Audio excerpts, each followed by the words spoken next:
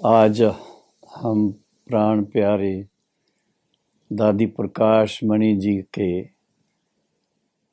साथ बिताए हुए कुछ क्षणों को फिर से स्मृति में ला रहे हैं, ताकि हमारे अनेकानेक भाई बहनें दादी जी के बारे में अच्छी तरह से कुछ बातों को जान सकें।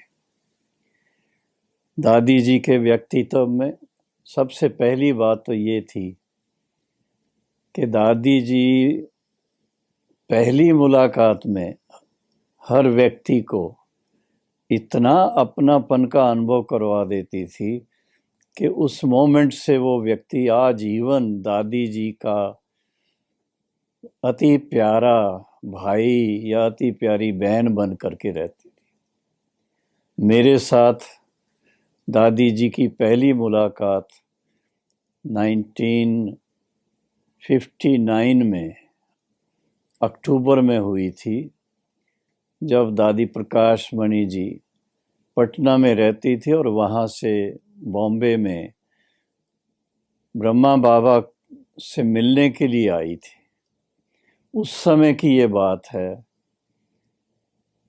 उस दिन बाबा ने खास दादी जी को और उनके साथ एक बहुत इम्पोर्टेंट मेहमान थे, जलान बाबू, जो स्टील किंग कहलाते थे पटना में, और दीदी मनमोहिनी जो दिल्ली से आई हुई थी। तो उस समय तीनों साकार बाबा के साथ में दीपावली के संबंध से कुछ अलौकिक अनुभव की बात चल रही थी। बाबा ने तीनों को दृष्टि दे करके जैसे सेमी ट्रांस एक्सपीरियंस में भेज दिया हुआ हो, और उस समय दादी जी बाबा के साथ थोड़ा थोड़ा धीरे धीरे अव्यक्ति रास करते करते फिर बाबा का हाथ छोड़ करके मेरी तरफ आई। मैं बाहर से उस समय आया ही था और दादी जी को फर्स्ट टाइम देख रहा था मैं। और दादी जी ने आकर के बहुत प्यार से मेरा हाथ पकड़ा और मुझे भी धीरे धीरे रास कराने के लिए ऐसा दृष्टि भी दे रही थी और रास भी करा रही थी। वो अनुभव मुझे कभी भूलता नहीं। मुझे ऐसे लगा कि जैसे मेरी बड़ी बहन 14-15 साल की हो और मैं उनका छोटा भाई 8-9 साल का हूँ। तो बड़ी बहन जैसे मुझे बहला रही हूँ ऐसा लग रहा था। So that was the beginning of my association with दादी प्रकाश मणि। उसके बाद तो फिर यूं कहें कि जब भी दादी जी मधुबन आती थी, बाई चांस मैं उस समय ईश्वरी सेवा से संबंधित कभी जयपुर में कभी मधुबन में होता था,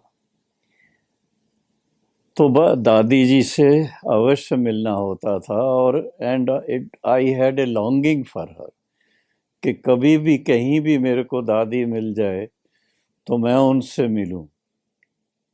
और 2-3 दिन वो जयपुर में रहती और बहुत ही रिफ्रेश करके हमें जाती थी। 1964 से दादी जी बॉम्बे में आ गई। उस समय हम लोग विश्व नवनिर्माण प्रदर्शनी की तैयारियां कर रहे थे और जगदीश भाई जी और दादी जी को साकार ब्रह्मा बाबा ने खास प्रदर्शनी में सहयोग देने के लिए भेजा था। और दादी जी और जगदीश भाई ने मिल करके उस समय 5 चित्र मेडिटेशन से संबंधित तैयार कराए थे।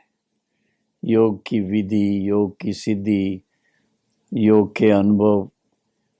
तो वो 5 चित्रों का जो उन्होंने उस समय आइडियाज दिया, और उससे वो प्रदर्शनी की शोभा बहुत बढ़ गई थी। उसके बाद प्रदर्शनी की सेवा के बाद बाबा ने दादी जी को प्यार से इशारा दिया कि अभी आप थोड़ा और बॉम्बे के अंदर सेवा में रहो। और थोड़ा समय तो क्या, फिर दादी जी बॉम्बे निवासी ही बन गई। और उस समय एक नया सेवा केंद्र रमेश भाई, शांता माता और उनके साथ में अनिला बहन और उषा भाभी, सब ने संकल्प लिया कि हम चौपाटी के पास गाम देवी में एक फ्लैट लेकर के वहाँ ईश्वरी सेवा करें, और दादी प्रकाश मणि जी को उसका इंचार्ज बना दिया। और उस स्थान से बहुत सेवाएं हुई दादी जी के वहाँ होने से। बॉम्बे के कोने कोने में, जैसे मैं कहूँगा कि बाबा का संदेश पहुँचा।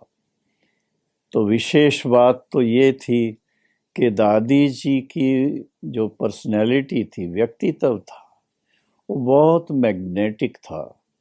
किसी से भी बात करेंगी, किसी को भी मुस्कुरा के देखेंगी तो उनको अपनापन महसूस होता था। हमारे पूर्व प्रधानमंत्री जी अटल बिहारी वाजपेयी जी, और फिर उसके बाद लाल कृष्ण आडवाणी जी, और बड़े बड़े राइटर्स खुशवंत सिंह जी, करंजिया जी, R.K. करंजिया, और भी बहुत सारी विशेष आत्माएं, और ज्ञानी जैल सिंह जी, राजीव गांधी, सभी का अभिनंदन हुआ, स्वागत हुआ वहाँ। और मैं कहूँगा कि दादी जी की जो मैग्नेटिक पर्सनेज थी, वो चाहे कोई पॉलिटिकल लीडर हो, चाहे कोई संत महात्माएं हों, चाहे कोई बिजनेस पर्सन्स हों, सबको दादी जी, और खासकर जुडिशरी के लोग, सुप्रीम कोर्ट, हाई कोर्ट जजेस, सभी को दादी जी कैसे उनका दिल जीत देती थी। जब कॉन्फ्रेंस आदि में ऐसी पर्सनैलिटी पार्टिसिपेशन के लिए आते, तो दादी जी खास जा कर के उनका जहाँ रहने का स्थान, उनसे जाके बड़े प्यार से हाथ जोड़ करके नमस्ते करके उनका हालचाल पूछती। अब आप सोचिए, हेड ऑफ द इंस्टीट्यूशन, लेकिन उनकी नम्रता कितनी। जा करके बहुत प्यार से पूछेंगी, आप आराम से हैं, कोई कष्ट तो नहीं है, कुछ भी हो तो दादी को बता दीजिए। तो इतना उसके कारण सभी के दिल को छू लेती थी दादी। तो मैं तो दादी जी को जब भी संकल्प चलता है उनके बारे, मैं भावुक हो जाता हूँ। लेकिन फिर अपने को बहुत संभालना पड़ता है, क्योंकि दादी जी भी प्रैक्टिकली हमारे सामने ऐसे टाइम पर एक सुंदर एग्जाम्पल बनी थी, जब साकार ब्रह्मा बाबा ने अपनी पार्थिव देह का त्याग किया, और दादी जी के हाथ में हाथ देकर दृष्टि देते हुए जैसे कि अपनी सारी पावर्स दादी जी के हाथ में दे दी, और बाबा उस समय अव्यक्त हुए। तो दादी जी ने इतनी गंभीरता से उस समय सारे ईश्वरी परिवार को ईश्वरी स्नेह दे करके सहयोगी, साथी, सबको बनाया। बड़ी दादियाँ भी उसमें थीं, बड़े भाई भी उसमें थे, और भिन्न भिन्न सेवा केंद्रों के मुख्य भाई बहने सब थे, लेकिन सबको दादी जी ने बहुत बहुत ऐसा प्यार से संभाला। और साथ में विशेष रूप से मैं कहूँगा कि दादी जी की फेथ जैसे साकार बाबा के हर इशारे में थी, इसी तरह से दादी जी ने कदम कदम पर प्राण प्यारी गुलजार दादी जी के द्वारा अव्यक्त बाप दादा के साथ बहुत बहुत घनिष्ठता का संबंध रखा। जब कभी कोई भी बात हो तो गुलजार दादी के द्वारा बाबा से पूछना और बाबा की श्रीमत के अनुसार सब कार्य को एकदम सुचारू रूप से करना। कभी किसी बात में क्वेश्चन नहीं उठाया उन्होंने। तो ये खास बात है, इतनी बड़ी दादी और इतने बड़े इंस्टीट्यूशन की हेड होने के नाते, लेकिन जो फाउंडिंग फादर, उनके प्रति उनकी जो निष्ठा थी, जो भावना थी, जो प्यार था, जो उनके प्रति रिस्पेक्ट थी, वो दादी जी ने हम सब के सामने एक ऐसा सुंदर मिसाल कायम करके दिखाया प्रैक्टिकल में।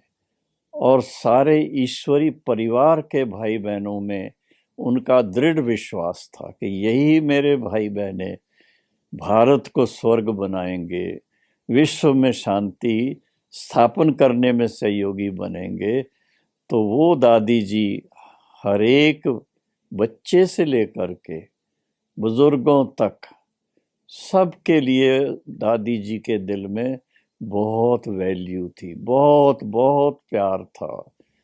तो हम दादी जी को आज के दिन याद करते हैं और हम कहेंगे, दादी आप हमसे आकर ज़रूर मिलना। जैसे हर वर्ष आके दृष्टि देते हैं, थोड़ा डायलॉग करते हैं, तो वो ज़रूर करना। ये मेरी छोटी सी अर्जी है। ओम शांति।